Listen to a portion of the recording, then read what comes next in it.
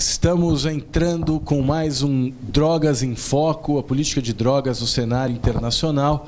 Hoje nós temos a honra de receber aqui no IBCCRIM a Natália Oliveira, da Iniciativa Negra por uma Nova Política de Drogas. Temos também a presença por Skype do Luiz Guilherme Paiva, secretário nacional de Política de Drogas do Ministério da Justiça. Muito obrigado pela presença de vocês. Vamos começar a nossa conversa de hoje com a Natália, que além de fazer parte da Iniciativa Negra por uma Nova Política de Drogas, também faz parte do Edlei, também faz parte do Instituto Terra, Trabalho e Cidadania e tem colaborado muito de perto com a plataforma desde o início dos nossos trabalhos. Natália, um grande prazer recebê-la. Muito obrigado pela sua presença. Queria começar o nosso papo pedindo a você que falasse um pouquinho sobre as iniciativas nas quais você está envolvida na área de política de drogas. Boa tarde a todas e todos. Eu queria também agradecer o convite para a gente fazer esses bate-papos, porque a gente fica muito envolvido com essa pauta e aí, às vezes falta a gente sentar e conseguir colocar as ideias em ordem, né? Quando a gente conversa, a gente organiza um pouco, baixa a ansiedade. Bom, mas eu acho que eu posso, né, explicar, acho que talvez falar da minha trajetória faça sentido para a gente pensar, para a gente começar esse papo. Então, é isso. Eu começo há 4 anos atrás trabalhando com redução de riscos e danos relacionados ao uso de drogas no Centro de Convivência de Lei, que a época, quando eu entrei, trabalhava prioritariamente só com população em situação de rua. Tem uma história belíssima aí na redução de danos há 18 anos no Brasil. E eu fico na Edlei, a princípio, trabalhando com redução de danos com população em situação de rua. Depois participo de um outro projeto de direitos humanos, população em situação de rua. A gente faz uma publicação com isso. E fico, dos últimos 2 anos, trabalhando com tanto a área de ensino e pesquisa, quanto um projeto com jovens em medida socioeducativa em meio aberto, que era uma proposta nossa inicial, de trabalhar com jovens, fazer oficinas de redução de danos e direitos humanos dentro do meio aberto, né? E acho que ali começa a mudar um pouco essa chave para mim do que era política de drogas. Eu tinha um incômodo porque eu percebia que tinha uma superrepresentação de negros e negras em todas as camadas que eu acessava relacionada à política de drogas. Então, uma superrepresentação na população em situação de rua. Mas aí a gente olha um pouco essa questão do cuidado, da saúde, a gente acaba sempre partindo para essa questão do cuidado mais individualizado e a gente vai passando por cima, de alguma maneira, desses marcadores. Aí, quando eu fui trabalhar com esses jovens, eu comecei a perceber que esses jovens tão novos já entravam na Fundação Casa e isso ficava marcadamente nos trejeitos desses jovens, quando eles já tinham passado por internação e os que não tinham, né? E aí essa questão do tráfico e o encarceramento relacionado com a questão racial começa a me chamar muita atenção. E aí eu vou fazendo esse giro e aí eu entro no ITTC também, tenho a oportunidade de trabalhar com política de drogas e encarceramento feminino, que também tem um número muito alto de mulheres presas hoje por tráfico de drogas, 63% da população. E a Iniciativa Negra era uma coisa que a gente construía paralelamente, a gente começou a pensar um pouco nisso. Quando a gente se junta para debater com o Conselho Nacional de Juventude sobre a necessidade de aprofundar uma discussão sobre uma nova política de drogas, o Conselho Nacional de Juventude já discutia há alguns anos o Plano Juventude Viva, que a gente pode dizer que é um primeiro documento do Brasil, de fato reconhecendo o seu racismo institucional, né? Assim, reconhecer que existe um genocídio à juventude, reconhecer que é necessário um plano de combate ao homicídio, que essa juventude é marcadamente negra, a gente pode dizer que é histórico, né? E aí a gente começa ali a debater junto com o Conselho Nacional de Juventude a necessidade de aproximar isso e apontando que a política de drogas hoje era um grande justificante. Aí fomos juntando algumas pessoas e hoje a Iniciativa Negra está em construção em Salvador e em São Paulo. Eu acompanhei essa coordenação aqui em São Paulo. É esse o caminho. Muito legal. Aliás, um belíssimo trabalho que vem sendo feito, a gente vem acompanhando. Inclusive, tivemos agora um evento na reunião da Comissão de Drogas Narcóticas, que foi realizada na semana retrasada em Viena, um primeiro evento sobre a questão racial na história da CND, né, que foi protagonizado pela Iniciativa Negra, pela Plataforma, pelo Igarapé, o Dudu Ribeiro estava lá. Enfim, um trabalho muito bacana. Eu esqueci de dizer que a Natália, além de tudo isso que ela faz, ela também é conselheira consultiva da Plataforma Brasileira de Política de Drogas. Enfim, um trabalho muito importante que ela vem fazendo e a gente realmente agradece muito e parabeniza a Natália por esse trabalho. Vamos falar um pouquinho agora com o Luiz Guilherme. Luiz, você está ouvindo a gente? Tô sim. Então, eu queria começar o papo contigo falando um pouquinho sobre a Ungás, né? Nós vamos ter agora em abril a reunião especial da Assembleia Geral da ONU para tratar da questão global das drogas. Havia uma grande expectativa em relação a Ungás, né? Que a Ungás poderia realmente significar uma mudança na direção da política global de drogas, mas a gente percebe que as nossas expectativas têm que ser reajustadas, né? De todo modo, nós tivemos agora na CND um papel desempenhado pelo Brasil bastante interessante, no sentido de tentar vetar a pena de morte para casos de tráfico de drogas e de tentar incluir a questão racial no documento final, né? Eu queria que você falasse um pouquinho sobre o Ungás, sobre o papel do Brasil nessa discussão. Por favor. Bom, obrigado, Cristiano, pelo convite. É sempre um prazer. Embora a conexão formal aqui não esteja boa, minha conexão pessoal com o BCCRIM é muito antiga e é sempre um prazer estar aí conversando com vocês agora sobre esse tema específico. E também um abraço para a Natália. Nós acho que ainda não conversamos pessoalmente, mas pela trajetória que ela acabou de descrever, a gente tem vários parceiros interlocutores em comum. Vai ser muito bacana fazer esse debate aqui com vocês. Bom, sobre a né, eu acho que a gente tem que olhar esse processo da Ungás de uma perspectiva incremental. É claro que, do ponto de vista histórico, a Ungás ela foi chamada por um grupo de países que buscava apresentar uma nova perspectiva da política de drogas. Notadamente, se não esquecer ninguém, essa Ungás ela foi convocada a partir de um pedido do México, da Guatemala, do Uruguai e da Colômbia. Então, esse foi talvez o motor inicial para que a Ungás fosse chamada para 2016. E, de fato, isso gerou uma série de debates.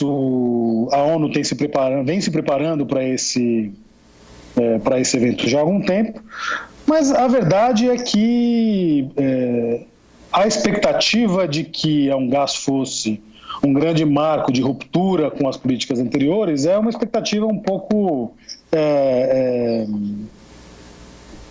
exagerada, por assim dizer. E eu acho exagerada pelo seguinte: nós temos ainda... A gente tem que pensar que a Assembleia Geral da ONU funciona como um grande parlamento de nações. E a gente ainda tem uma maioria de nações absolutamente envolvida com uma perspectiva punitiva de guerra às drogas no sentido mais grosseiro da palavra, né? Então, com o agravante de que a maneira de deliberação dentro desse fórum não é por maioria, é por consenso.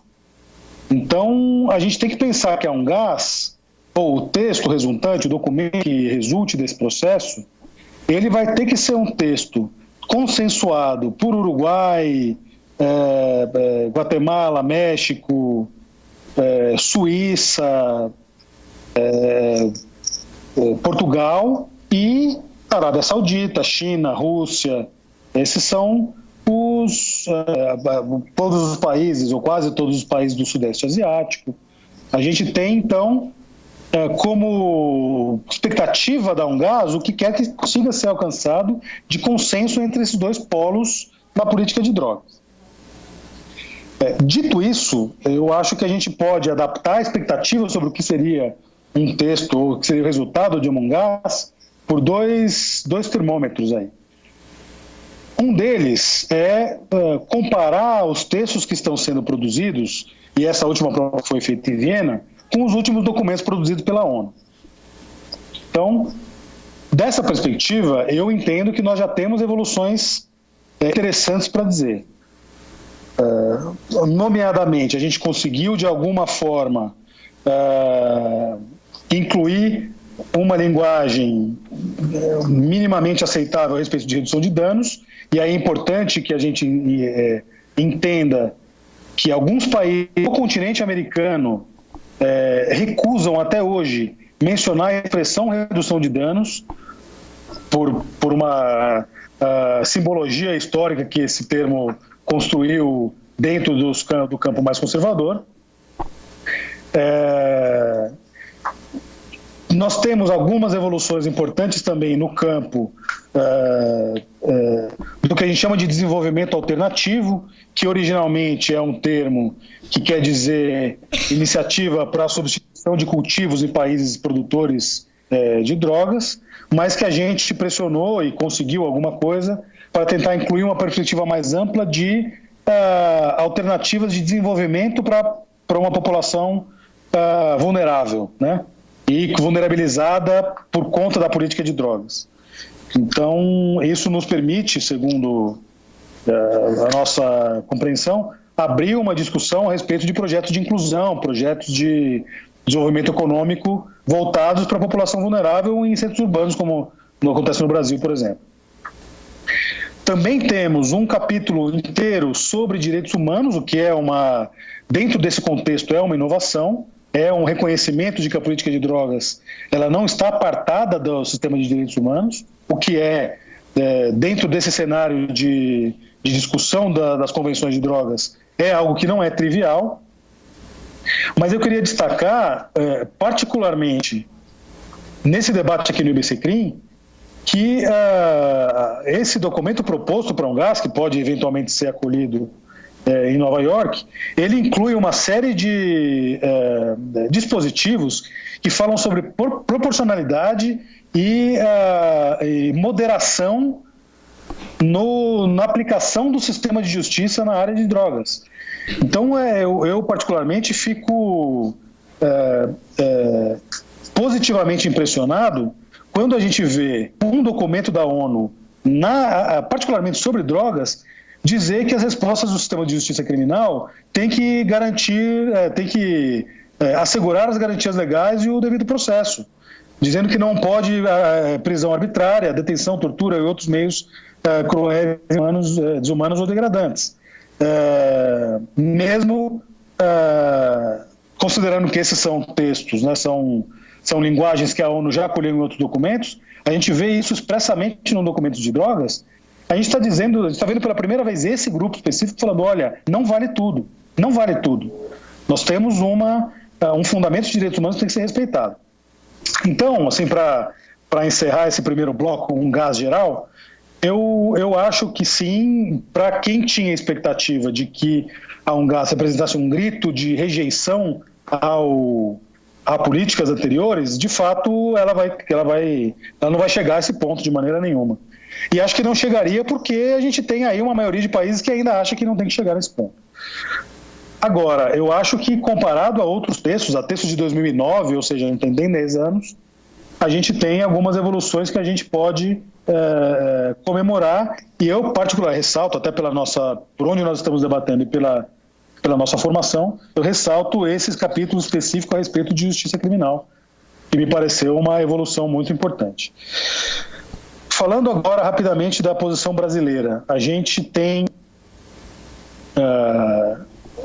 buscou, né, até o IBCCRIM foi um parceiro nesse caminho, junto com a plataforma e com tantas outras entidades, a gente tentou, dentro de um campo, de um tempo muito exíguo, democratizar esse debate, trazer, oxigenar o máximo possível com a nossa sociedade civil e com a academia e também com atores diferentes aqui de dentro do governo.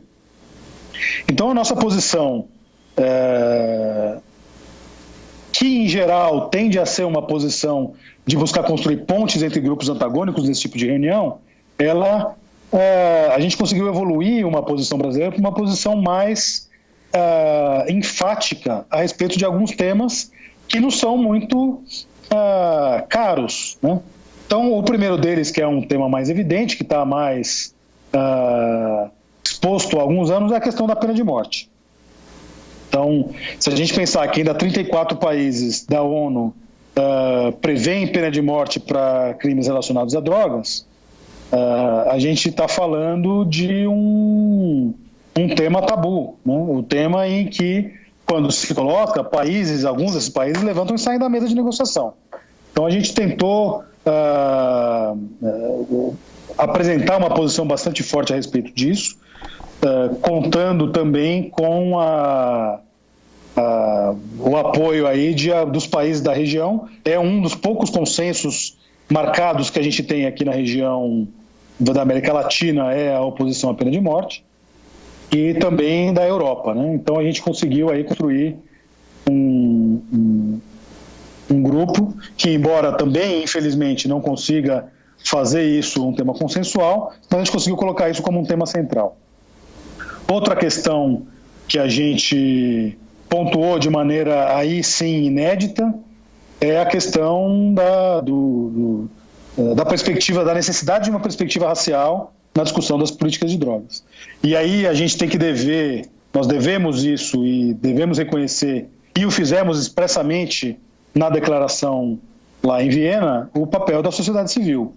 Então, a construção da iniciativa negra e, dentro do governo, a articulação com a Secretaria de Juventude e com a CEPIR, elas foram essenciais para que a gente construísse, dentro da posição brasileira, uma pauta nova, uma pauta que se refletiu, inclusive no side event, no evento que foi realizado, que você mencionou no começo, em que a Iniciativa Negra apresentou, junto com parceiros da sociedade civil dos Estados Unidos, um retrato de que maneira essa perspectiva é essencial se a gente quiser discutir uma política de drogas democrática.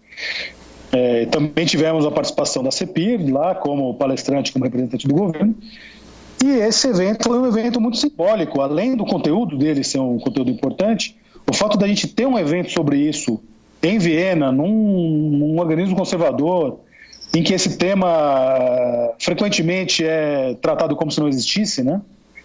Foi um momento em que, de fato, algumas barreiras ali foram rompidas. Também foi interessante perceber que a questão racial ela é percebida por outros países como uma questão que se inclui num grupo maior de população vulnerável, embora nós tenhamos, e isso gera suscetibilidades. Então, embora nós tenhamos insistido bastante para uma declaração específica a respeito da perspectiva racial, alguns países, menos pelo problema específico com a perspectiva racial e mais por medo de incluir outros grupos que eles consideram problemáticos dentro de uma declaração política, isso foi difícil de conseguir. Então, isso é simbólico, né? Quando você vai discutir a inclusão de grupos vulneráveis ou de nomear grupos vulneráveis num documento como esse, alguns países não querem discutir porque tem medo que entre a população LGBT. Outros países têm medo de discutir porque não querem que entre a população indígena. Então, na verdade, nós temos um grande cenário em que populações vulneráveis são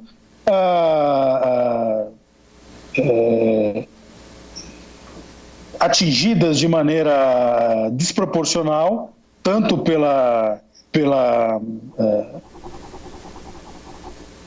questão da saúde, né, da perspectiva de drogas, quanto pela questão da repressão. Esse é um ponto importante também. E a gente também buscou, para encerrar, evoluir alguns dos conceitos que são um pouco mais consensuais, mas de uma perspectiva menos europeia, vamos dizer assim. Então, voltando para o tema de redução de danos, que é um tema importante nessa área, o debate de redução de danos, embora seja um pouco menos problemático do que outros que a gente já mencionou, ele é tratado nos fóruns internacionais de uma perspectiva exclusivamente ou eminentemente europeia, de uma perspectiva que relaciona a redução de danos exclusivamente com política de troca de seringa para drogas injetáveis. Então, a gente também procurou contribuir com uma perspectiva mais latina, vamos dizer assim, ou mais menos vinculada exclusivamente a drogas injetáveis, mas uma perspectiva mais ampla de redução de danos associados ao consumo de drogas, que não necessariamente tenham a ver com heroína ou com transmissão de doenças pela via de seringas. Nós temos toda uma política aqui brasileira construída para drogas estimulantes, com populações específicas, que dá muito certo e que o Brasil é referência, e isso sequer era tratado ou discutido nos fóruns a respeito do tema. Então a gente também buscou pautar esse tema de uma perspectiva mais regional também, ou na verdade mais universal, incluindo perspectivas regionais dentro da perspectiva geral. E aí, para encerrar esse assunto, eu queria dizer que essa tentativa de discutir as políticas de drogas a partir de uma perspectiva regional, local, ela é uma batalha. A gente tende a ser levado pelas discussões da maneira como elas ocorrem nos grandes centros, ou tanto do ponto de vista econômico quanto do ponto de vista populacional. Então, a construção, e é com isso que eu queria encerrar essa primeira fala, a construção de uma identidade nacional e de uma identidade regional na área da política de drogas, progressista e buscando mudanças, ela foi um produto muito importante desse processo UNGAS, e que ainda que ele não fique refletido nos documentos, ele fica refletido na maneira pela qual o continente passa a trabalhar com esse tema. Nós temos hoje agora, particularmente falando, por exemplo, da questão racial, nós temos hoje uma rede montada com a sociedade civil e com órgãos do governo que antes não se conversavam. Esse é um produto da UNGAS, que não está no documento, mas está na política, vai ficar como herança aí para a política de drogas brasileira. Mas, enfim, falei demais aqui, vamos passar aí para as outras considerações. Obrigado. Não, obrigado, Guilherme, é sempre um prazer ouvi-lo. Queria ouvir um pouquinho a Natália sobre isso que o Guilherme falou. Eu achei ótimo, na verdade, você começar fazendo a explanação, porque quem acabou indo para a Viena foi o Dudu e não eu, e a gente acabou não trocando essa figurinha ainda. E então eu vou fazer assim, eu vou fazer alguns comentários sobre a sua fala, e até para a gente ir refletindo mesmo, assim, né? E uma fala de sociedade civil. Eu acho que, primeira coisa, então, começando sobre essa questão que a gente tinha uma perspectiva muito otimista mesmo do que seria um gás, né? Eu acho que essa perspectiva de que talvez a gente conseguisse sair com uma grande mudança para o mundo, um documento único, consensual entre as nações, chamado inclusive por países que pensam um pouco diferente a sua política de drogas, né? Assim, quando essa primeira proposta, pensar México, Guatemala, Uruguai e Colômbia, eles estão olhando para a política de drogas em perspectivas diferentes, né? Assim, para começar, os países que começaram provocando a necessidade dessa discussão. E eu acho que esse lance que a gente teve de os Estados Unidos está legalizando, os Estados Unidos está repensando, isso foi e aí depois o Uruguai, isso foi criando uma expectativa assim, enfim, teremos um novo modelo. Que eu tenho uma impressão, e é justamente sobre isso que eu queria começar falando, de que a gente parece que vive esperando um modelo, sabe? Eu já acho que a gente sempre joga esse grande peso nos fóruns da ONU, né, os fóruns internacionais, não que eles sejam menores, mas é como se só dali saíssem as grandes mudanças, quando a gente pode ver, inclusive, que a partir dessa experiência que o Guilherme estava relatando, para que aconteçam mudanças neste grande espaço, é necessário também que a gente se mexa aqui dentro e comece a mudar internamente como o próprio país vem olhando as coisas, né? Para que o país consiga chegar lá com uma opinião mais qualificada, consiga construir esses consensos, e acho que sim, a gente começar a entender que talvez mas o que vem de melhor herança desses processos é a forma como a gente volta. É a forma como a gente volta pensando a política para o Brasil, é a forma como a gente volta com essas novas parcerias regionais. Então, eu acho que o que tem de mais rico desse processo é justamente isso, claro, para os países que estão abertos a ouvir e dialogar com a sociedade civil para a gente construir isso. Então, nesse sentido, eu achava assim, que tinha uma perspectiva muito muito otimista de um gás. Claro que faz muita diferença se a gente tem um documento reconhecendo pontos importantes, né, na perspectiva da ONU, mas não quer dizer que a gente já não tenha uma série de tantos outros muito importantes sobre a ONU, falando sobre direitos humanos, falando sobre justiça, e que necessariamente eles são ignorados pelos juízes de primeira e de segunda instância no Brasil. Então, às vezes eu fico pensando, né, a gente pega, por exemplo, as regras de Bangkok. O ITTC ajudou na construção dessas regras, a gente não tinha elas traduzidas em português até o dia 8 de março de 2015. E o fato dela ser traduzida em português, claro, é mais um elemento para os juristas que estão ali na primeira instância, batalhar ali pelas pessoas que estão defendendo no dia a dia. Não necessariamente não quer dizer que os juízes comecem a pensar e acatar isso. Então, acho que é muito rico o processo desses espaços internacionais, mas a gente também não deve criar todas as expectativas do resultado que sai de lá. Mas, para mim, está muito mais no método que se constrói, né? Como se constrói, enfim. Então, eu anotei algumas coisas aqui para comentar um pouco do que o Guilherme falou.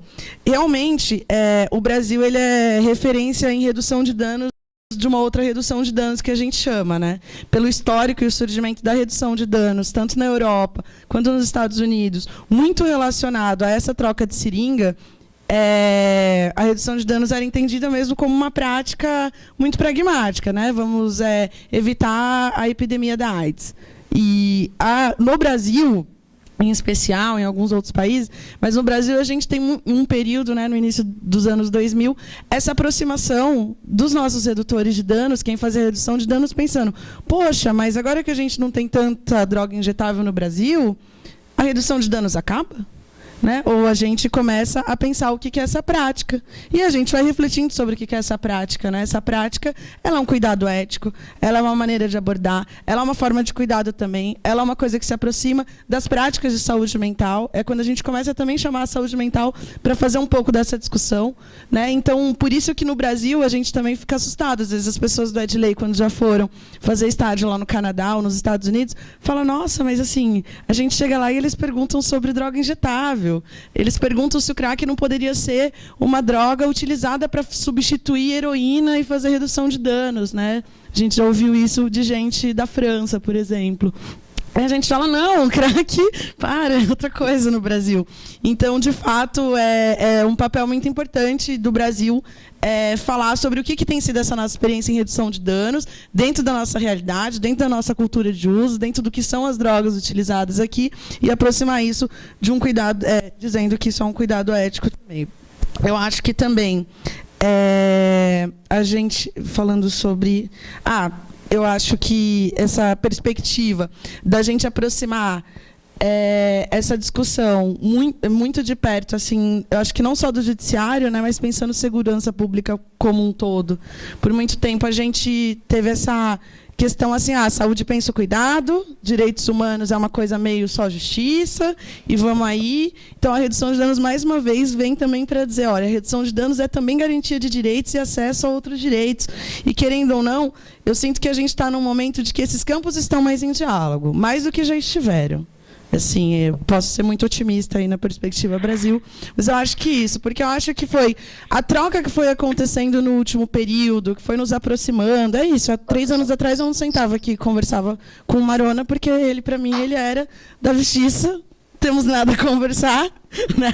Eu estou aqui na saúde, e aí isso que vai permitindo também a gente percebendo, no nosso caso, esses marcadores de desigualdade. Porque se a gente vai tendo esse ciclo que a gente percebe, né, isso tem muito a ver com a minha trajetória, que na rua tem muito mais negros do que brancos, que no sistema carcerário, muito mais negros do que brancos, né? E a letalidade policial atinge muito marcadamente mais negros do que brancos, a gente pode dizer que a gente tem uma espécie de ciclo que a questão da cor da pele no Brasil é um marcador de desigualdade. Então, de fato, perceber isso deveria partir mesmo dos Estados Unidos, pelo seu histórico que teve em combate ao racismo, né? E do Brasil também, né? Aliás, eu acho que no Brasil a gente ainda está pouco avançado no que a gente deveria, de como o movimento negro deveria estar olhando para essa questão da política de drogas, por sempre ficarem esses campos separados, né? O racismo, eu estou defendendo o racismo, mas eu não quero discutir um modelo. Porque a gente volta de novo para essa questão. Vamos esperar um modelo? Né? É sempre isso. Quando você vai falar sobre drogas com o movimento negro fala, não, mas eu não quero saber de descriminalização ou legalização. E a gente fala, não, a gente não está aqui para pensar no modelo de como seria circulada essa mercadoria. Nós estamos aqui para pensar a política de drogas. Então, esse esforço que o Brasil vem fazendo com essa troca da sociedade civil é justamente pensar a política de drogas, é falar de segurança pública. Não é só pensar em desmilitarização da polícia, se a gente não pensar um novo modelo de segurança pública. Não é pensar um novo modelo de circulação da mercadoria se a gente não pensar, de fato, numa reforma do judiciário. Né? Não é também se a gente não pensar em um outro cuidado e olhar da saúde para como se lida com os usuários. Né? Então, debater política de drogas ela é muito mais do que só pensar num modelo. E a impressão que eu sempre tenho é que a gente fica nessa expectativa assim, nossa, os Estados Unidos legalizou, Uruguai legalizou, então agora vai, hein? Não gás, vai sair um modelo único ou uma coisa muito próxima disso e a gente vai sair de lá com as coisas resolvidas. E a gente sabe que quando a gente vai construir internamente, né, a gente enfrenta todas as nossas contradições, as variedades culturais que a gente tem aqui, as perspectivas de onde os sujeitos partem. Então, o que eu acho que fica de mais rico desse processo foi a gente aproximar de uma maneira como a gente nunca aproximou esses três campos, assim, saúde, justiça e movimentos sociais, em especial o movimento negro e juventude. Muito legal, Natália. Aliás, eu compartilho dessa impressão também. Algum tempo atrás, eu enxergava a questão dentro da redoma, né, do direito, do sistema de justiça e tal, e hoje, em contato com pessoas como você, com pessoas de outras áreas, a gente percebe a riqueza dessa discussão para muito além do direito, e de fato é uma questão multidisciplinar. Guilherme, o CONAD, né, o Conselho Nacional de Políticas sobre Drogas, ele publicou o seu posicionamento frente a Ungás 2016.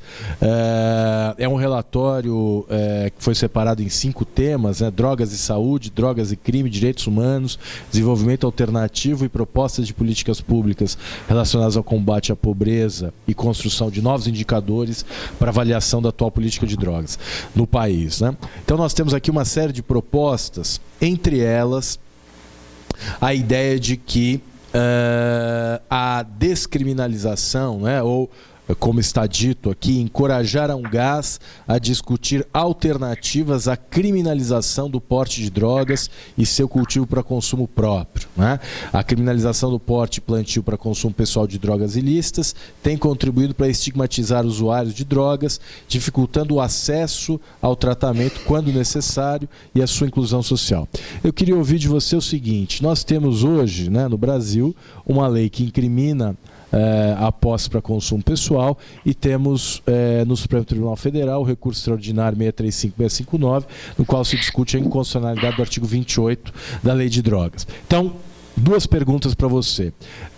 O Brasil tem uma posição oficial em defesa da descriminalização da posse para consumo na Ungás 2016? Essa é a primeira pergunta.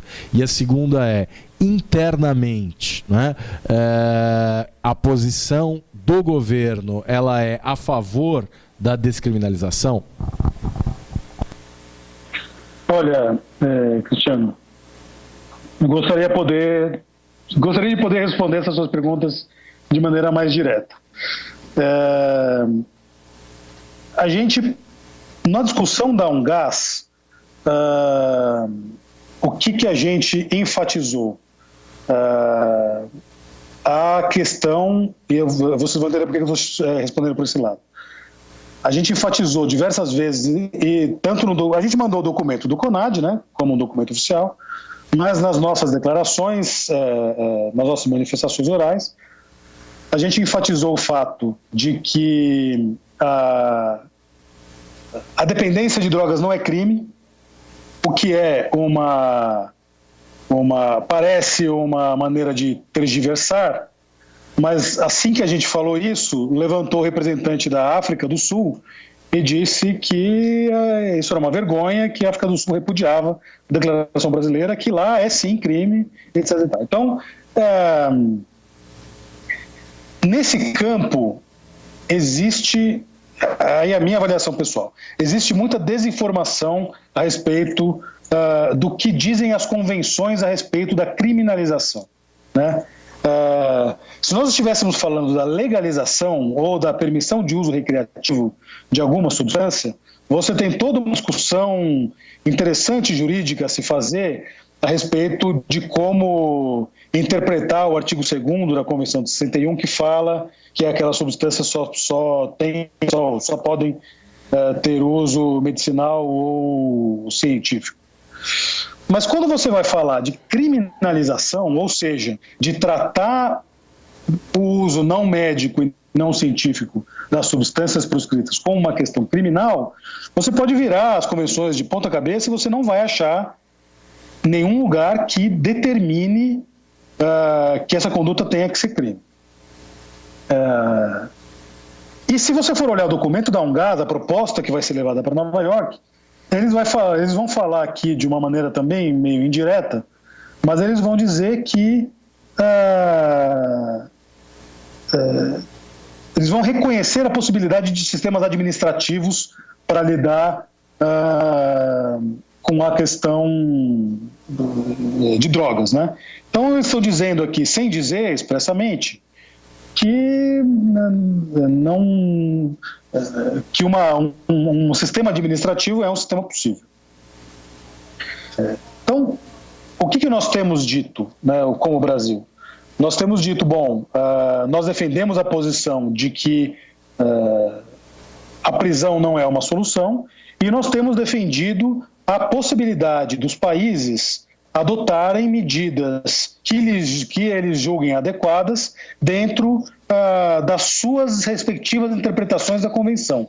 Isso também não é trivial, porque isso vai refletir a questão do que se chama de flexibilidade das convenções, que é, por exemplo, o que o Uruguai tem buscado para justificar sua própria política.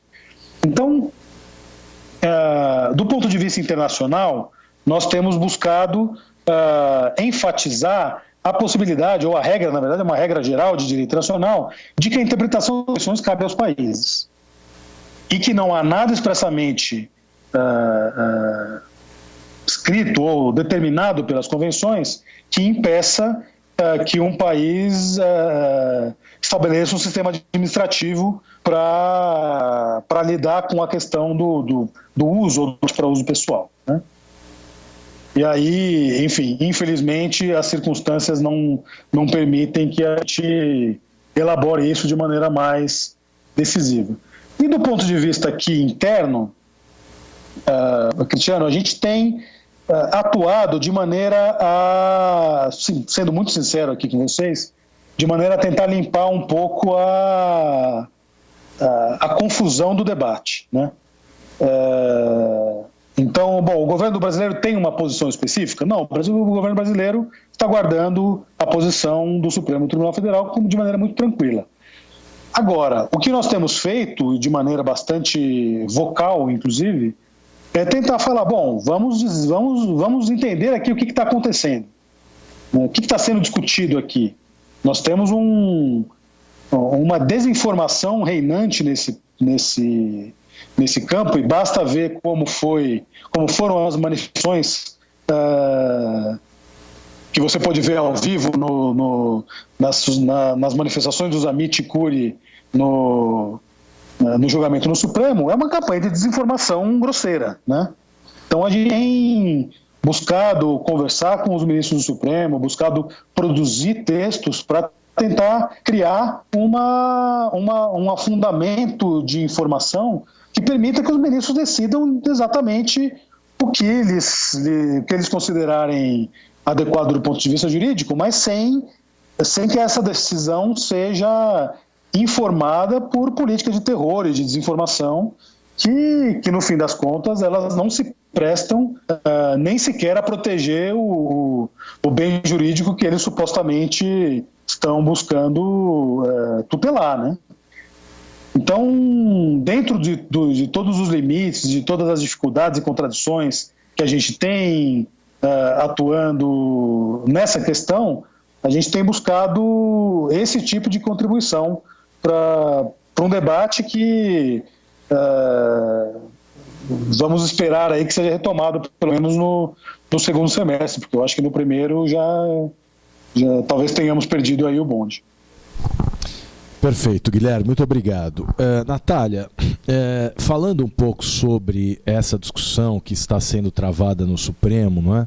A gente pôde perceber, a gente já participou de reuniões com outros amigos da Corte, né, recentemente, para tentar viabilizar uma estratégia comum de pressão e de, enfim, fazer com que as coisas caminhem. A gente percebeu no voto dos ministros que já se manifestaram uma preocupação muito grande em relação à questão dos critérios objetivos, né? Inclusive no documento do CONAD, no item 5 da parte relacionada a drogas e crimes, está lá a sugestão de adotar critérios objetivos para diferenciação entre uso e tráfico, de forma a evitar que usuários não sejam condenados como traficantes. Evidentemente, evitar que usuários sejam tratados como traficantes é, sem dúvida, uma prioridade, né? No entanto, você não considera uma armadilha essa discussão sobre critérios objetivos na medida em que ela acaba deixando de lado a essência, aquilo que é mais importante nessa discussão, que é justamente impedir a interpretação desconforme à Constituição do artigo 28 do artigo 33, ou seja, o mais importante dos votos até agora proferidos é a ideia de que só pode haver acusação de tráfico de drogas quando houver indício concreto de tráfico de drogas, e a ideia de que a presunção de tráfico é absolutamente ilegal e inconstitucional. O que você pensa sobre isso?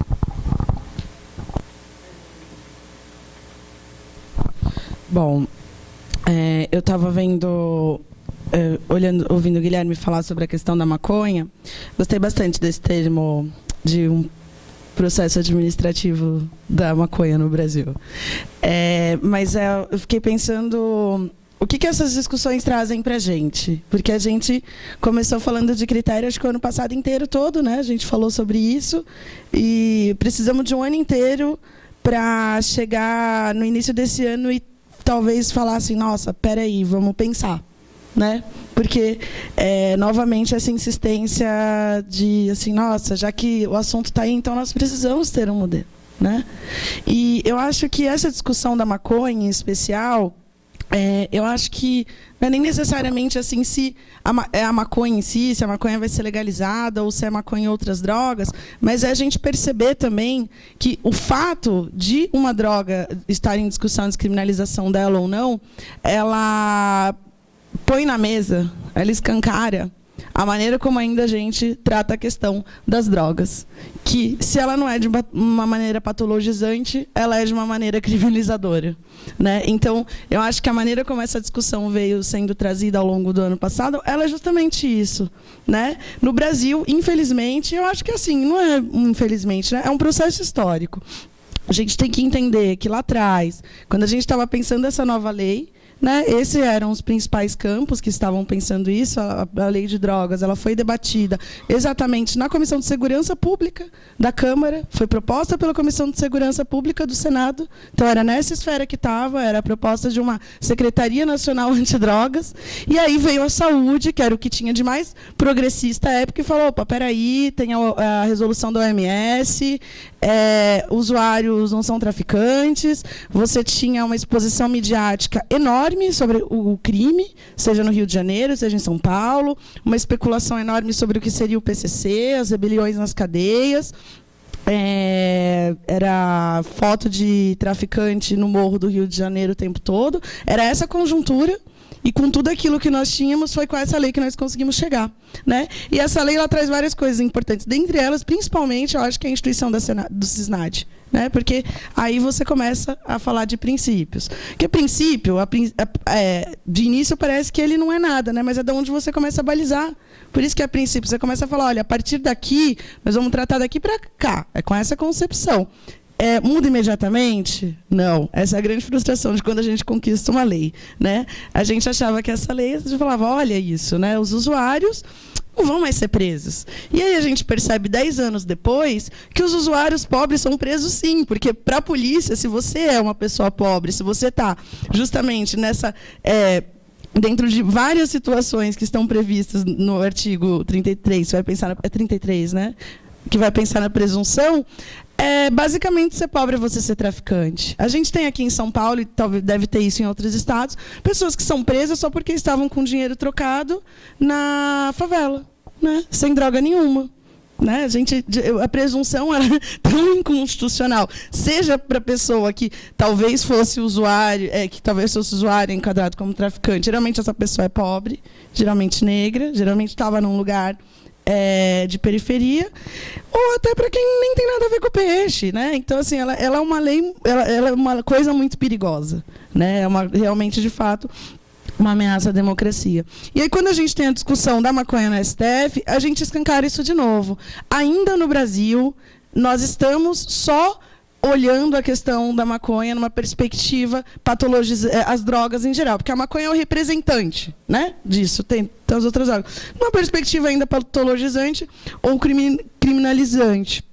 E eu acho que justamente nesse momento, como eu vim apontando, que a gente consegue aproximar outros campos da discussão e isso enriquece, talvez o nosso processo seja realmente de pensar o que são essas armadilhas dos critérios objetivos, do que necessariamente já sair, espera aí que eu tenho uma solução, eu vi um modelo em tal lugar e etc. É claro que a gente tem que ter responsabilidade, né, para propor, para falar, olha, tem experiências aqui que a gente já viu em tal lugar que não deu certo, né? Mas não nos ausentarmos, mas talvez seja o momento de construção de novos paradigmas.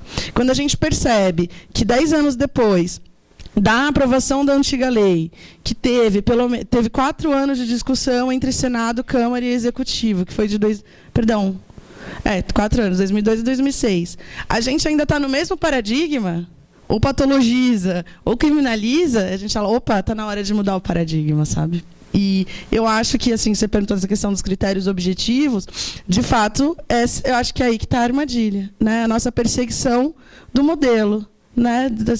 Já que a gente já tem essa síntese, a gente já apresenta, vamos aproveitar, o STF está aí discutindo, pode ser a nossa oportunidade, e a gente esquece o que é anterior, o que nos colocou nessa discussão anteriormente, que era pensar justamente como que essa mudança de lei pode garantir mais direitos. E garantir mais direitos não é necessariamente só o uso da maconha, né? Não é só usar, é justamente promover justiça para outras pessoas que são injustiçadas com essa lei. Acho que é um pouco isso.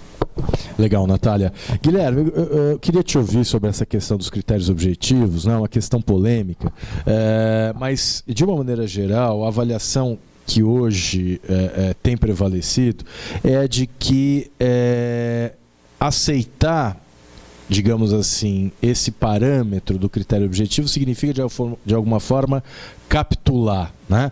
Não só porque discutir critérios objetivos representa deixar de lado a essência da discussão, que é justamente a impossibilidade de interpretar o artigo 33, e Caio Guilherme. Vamos tentar recuperar o contato, mas, Natália, vamos falar um pouquinho sobre a questão da redução de danos e as comunidades terapêuticas, que é outro tema que a gente quer abordar também com o Guilherme, né? A gente tem percebido que hoje as comunidades terapêuticas elas ocupam uma área importante, né, dessa discussão, recebem dinheiro público de órgãos governamentais, e há uma grande polêmica sobre violação de direitos, etc. nessas... o Guilherme voltou aqui. Guilherme, está aí de volta? Vocês estão me ouvindo ou não? Estamos te ouvindo. Você está ouvindo a gente? Está com um delayzinho aí, mas vamos lá. Legal. Não, eu queria te ouvir sobre a questão dos critérios objetivos, justamente por conta dessa preocupação. A gente sabe, e você é um especialista nesse assunto, você tem um trabalho acadêmico, belíssimo trabalho acadêmico sobre a forma pela qual as leis penais são produzidas no Brasil, né? E a gente sabe que deixar a critério do legislador definir essa questão dos parâmetros objetivos significa certamente um tiro no pé, porque esses parâmetros vão ser fixados num patamar muito baixo, né? E, ao mesmo tempo, quando o destaque da discussão fica com a questão dos critérios objetivos, a gente de alguma forma esconde a essência da discussão, que é justamente a impossibilidade de você presumir a traficância, né? Que foi, a meu ver, a grande decisão até agora nos votos tornados públicos pelos ministros do Supremo, foi a grande razão de decidir, né? Quer dizer, o juiz não pode condenar ninguém com base na presunção de tráfico. Para que haja condenação com base por tráfico de drogas, tem que haver indícios objetivos de traficância, não sendo suficiente o fato do sujeito ter dinheiro trocado no bolso, ou o fato dele estar numa favela, ou o fato dele não ter dinheiro, ou o fato dele ser pobre, ser preto, ser desempregado, etc, etc, etc. O que você pensa sobre isso?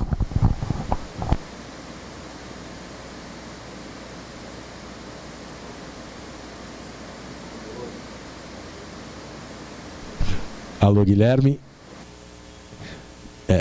Estamos com problemas técnicos aqui. Bom, vamos voltar então aqui, Natália, falar um pouquinho sobre comunidade terapêutica, que é outro tema polêmico nessa discussão sobre drogas.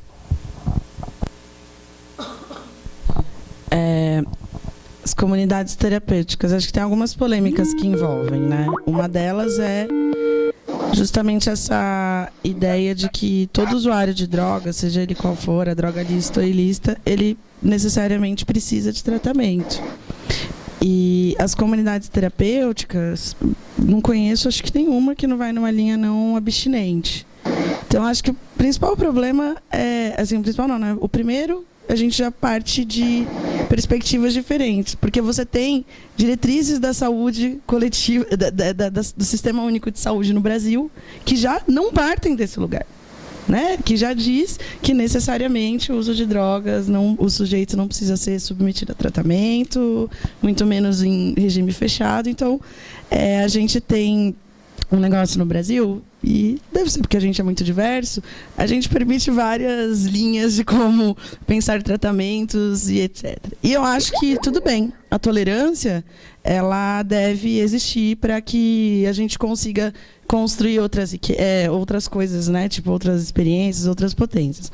Agora, a gente sabe que a gente não conseguiu estruturar ainda o nosso Sistema Único de Saúde. A gente sabe que ainda tem problemas, a gente sabe que, em especial, o campo da área da saúde, que é direcionado para tratar de casos de uso mais abusivo, é a saúde mental, né, no SUS, e a gente sabe que a gente ainda não conseguiu atingir o que nós nos propusemos a fazer de CAPs, álcool e drogas pelo Brasil, ainda não tem em todos os municípios, a gente sabe que a gente não conseguiu implementar tudo o que a gente se propôs a fazer na área da saúde pública. Só que o que a gente faz com isso, né, nesse processo de conciliação, de vamos abrigar todos os tipos de tratamentos, enfim, a gente destina parcela, e uma parcela muito grande do nosso orçamento, até maior do que vai para a saúde mental, para também financiar a comunidade terapêutica, né? Para também, claro que as comunidades terapêuticas, em alguns lugares, elas têm sido consideradas integradas ao sistema de saúde dos estados ou dos municípios, só que tem uma clara contrariedade com as diretrizes do SUS, né? E uma contrariedade causada pelo próprio Estado brasileiro, né? Assim, como que é isso, né? Essa contrariedade é causada porque ele destina orçamento para duas coisas que estão em contradição. Eu acho que isso é um ponto. Um outro ponto como a gente foi aceitando as comunidades terapêuticas, né? Tem uma série de maneiras de você fazer convênios. Os convênios podem partir pelos municípios, podem partir pelos estados e da própria União. Que a gente não previa nenhuma regulamentação e fiscalização disso, então acabava acontecendo muitos casos de propinas e corrupções para essas coisas continuarem acontecendo. E mesmo os lugares, as comunidades terapêuticas que têm conveniamento com dinheiro público, a gente ainda percebe muitos casos de violação de direitos que direto são denunciados e etc. Então, acho que minimamente, se a gente vai pensar que um lugar tem financiamento público envolvido, ele deveria ter um rigor no atendimento e principalmente no respeito aos direitos. Então, essa questão das comunidades terapêuticas ela é muito controversa, na minha opinião. E na opinião da Natália também, o dinheiro público ele deveria ser direcionado para uma diretriz mais consensual do que foi acumulado ao longo de todos esses anos no campo aí da saúde coletiva, enfim. Acho que a gente deveria respeitar mais as decisões dos conselhos, em especial do Conselho de Saúde no Brasil. Perfeito. A gente não está conseguindo restabelecer o contato com o Luiz Guilherme, né? De qualquer modo, Natália, eu queria que você falasse um pouquinho agora sobre o evento que vai rolar na semana que vem. O ITTC está lançando um infográfico relacionado à política de drogas também, salvo engano, em relação à aplicação da lei de drogas, não é isso? Queria que você falasse um pouquinho, que você convidasse as pessoas que estão nos assistindo para comparecer na semana que vem. Eu estava falando justamente disso antes de vir com a Lúcia, porque a gente estava trocando figurinhas sobre como seria esse espaço aqui, porque ela veio antes de mim a semana passada. E a gente estava falando da história desse infográfico. A história desse infográfico ela também é muito bonita, ela foi muito angustiante para a gente. Ela foi um processo que a Lúcia iniciou fazendo uma pesquisa sobre algumas legislações sobre drogas. Tem uma lista da Senad que fala de 36 países que na América e na Europa, que flexibilizaram a sua política de drogas de alguma maneira, seja despenalizando, seja descriminalizando para uso, mas aumentando para tráfico, enfim. E acho que a primeira angústia é justamente essa. Se eu começar a falar sobre as especificidades de cada país, a gente falou, nossa, mas não dá para tirar nenhuma conclusão sobre esse infográfico. Assim, uma conclusão única, sabe? Uma afirmação. Neste continente é assim. Que aí você fala, não, opa, nesse país aqui tem isso. Então, a história desse infográfico foi a Lúcia juntando leis. Quando o ITTC assumiu esse projeto, ele tinha muito acúmulo já na área de justiça, direitos humanos, trabalha há 18 anos com mulheres encarceradas e já percebia na sua prática que vinha aumentando o número de mulheres presas por tráfico de drogas. E aí eu entro mais assim no meio do projeto para juntar um pouco do que eu sabia do outro lado, essa questão do uso, dos outros campos de discussão que tem sobre drogas. E aí o infográfico já estava rolando, sistematizamos dados, tinha uma planilha extensa de dados, tem coisas que a gente pesquisou, mas não colocou, que senão ia ficar uma coisa muito louca. E a gente estava falando disso, né? Nossa, que bom que a gente se encontrou, porque eu não pensaria que era infográfico sozinha. Se eu não tivesse ido para o ITTC, jamais. E a Lúcia acha que também ela talvez não teria conseguido pensá-lo sozinha. Então, a gente pegou esses 36 países, olhamos as leis, aí a gente colocou o que é cada lei, né? Então, cada país tem a sua fichinha, se despenaliza, se descriminaliza, se legaliza. A gente resolveu olhar o seguinte, se os países que modificaram a partir do momento que eles modificam, se tem um aumento de encarceramento, então, desses 36, 22 tem aumento de encarceramento. A gente não consegue relacionar o aumento de encarceramento diretamente à questão do tráfico de drogas para todos os países, mas para alguns a gente consegue, em especial na América, porque teve uma pesquisa que a Luciana Boatê fez, que relaciona bastante isso. Inclusive, a Luciana vai estar na mesa com a gente, fazendo a apresentação desse infográfico. A gente brinca que a Luciana é a metade de dados do infográfico, que a Luciana é a América, a outra metade é a Prison Studies, mas aí a gente achou que eles não enviariam ninguém dos Estados Unidos para o lançamento do infográfico. Então, o infográfico ele é isso. Então, ele é um mini banco de dados, ele tem 115 telas. Né? Não é um infográfico que é só uma página, duas. E ele ficou legal, assim. A gente tinha uma angústia. Acho que por uns 2 meses a gente ficou um tanto frustrada porque a gente queria afirmar alguma coisa.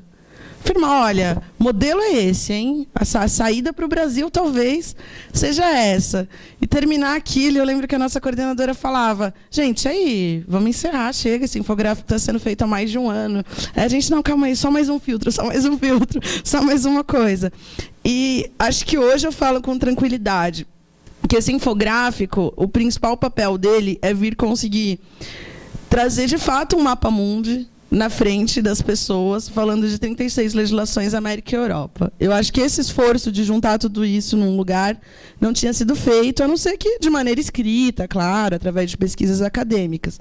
Então, acho que esse é o primeiro papel desse infográfico. Quando a gente vai fazer discussão de política de drogas, a gente sempre ouve isso, né? Ah, eu sei que em tal país é assim, na Holanda, em Portugal, no México, sempre com as informações aos pedaços. Então, acho que o primeiro papel desse infográfico é conseguir juntar 36 informações, 36 realidades. Eu acho que é também, inclusive, demonstrar, olha, mesmo quando a gente acha que a gente encontrou um modelo, necessariamente ele não pode ser reafirmado para todos os lugares, porque você tem especificidades regionais, culturais. A gente percebe que tem um aumento de encarceramento na Europa, só que você percebe que é perto dos anos da crise. Então, eu não sei se eu posso dizer que é por causa do tráfico de drogas, mas a gente consegue dizer, de uma maneira mais geral, que o aumento de encarceramento ele sempre vai acontecer perto do período de crise econômica. Né? Então, a gente consegue dizer também que a gente precisa ser muito responsável quando a gente vai pensar leis, porque um penduricalho que ficou ali naquela lei, no momento de um acirramento de uma crise econômica, é ele que vai ser utilizado para encarcerar as pessoas. Porque as pessoas estarão sem emprego, elas se sujeitarão a atividades informais, a gente sabe de tudo isso. Então, esse infográfico, hoje, eu consigo dizer com tranquilidade que eu posso dizer, poxa, pelo menos eu posso afirmar que é mais difícil do que construir um modelo único, mas também a gente deve aproveitar para ir construindo de uma maneira muito mais potente. E aí o lançamento dele vai ser dia 7 de abril, quinta-feira que vem.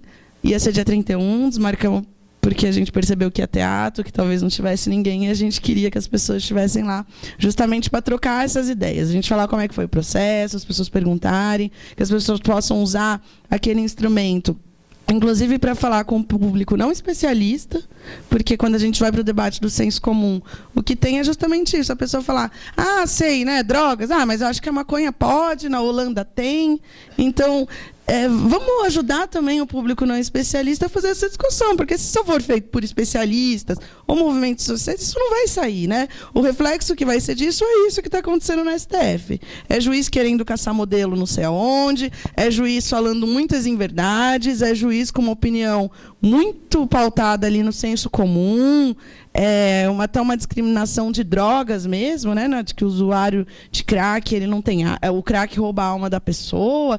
Então, vamos parar. Então, acho que o papel desse infográfico e o que a gente espera com esse lançamento e que depois ele seja utilizado aí, o legado dele seja isso. E a gente vai fazer na Escola de Sociologia e Política de São Paulo, que fica lá na República. Então, quinta-feira, 7 de abril, às 19 horas, na Escola de Sociologia e Política. Isso. Legal. Então, todos estão convidados para o lançamento do infográfico do ITTC, com apoio da plataforma e de todos os que lutam pela reforma da política de drogas, para que a política de drogas se afaste do sistema de justiça criminal e se aproxime de uma abordagem de saúde, direitos humanos e de redução de danos.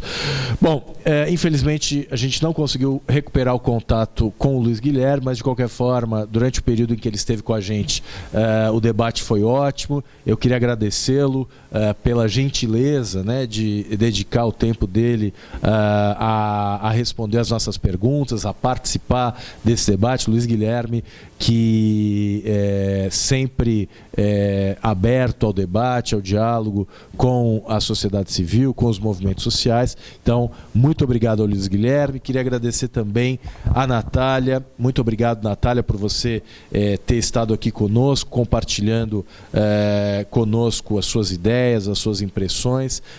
Para nós é muito importante ouvir, não é, o que os nossos membros, o que os membros da plataforma tem a dizer, porque uma das missões da plataforma é justamente fortalecer o movimento antiproibicionista, fortalecer as entidades, né?